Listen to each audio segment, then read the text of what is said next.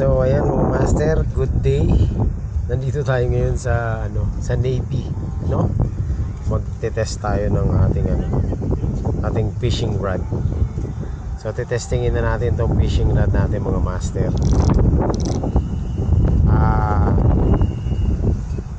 Yung setup natin is ito nga pala, 3000 series ng Caesar, Ryobi Caesar 3000 series. Loaded siya ng 10 pounds na mainline, tapos 30 pounds na leader line.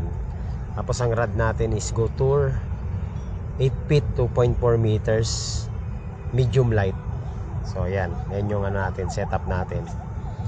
So tetestingin ko lang to mga master, kasi itong rod na to ang gagamitin natin sa travel fishing natin na mangyayari ngayong December 30. So pupunta po tayo ng Taiwan at doon tayo magpi-fishing sa Taiwan. Ayan, so mahirap kasi magdala ng ng rod na tawag nito, yung alam mo yun, yung mahaba. So ito yung napili ko. Ano siya mga master, tawag nito. Ayan, no. Yan, medium light. So titingnan natin, titingnan natin kung maganda yung kanyang performance, no. Tsaka itong reel na to ngayon dito sa Navy. Ayan, no? Marami mga angler dito mga master, oh. Nag-debate and wait sila, yung iba casting.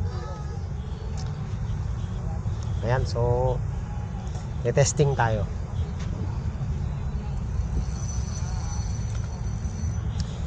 Maghahagis-hagis tayo. Tingnan natin kung ano yung kanyang magiging performance.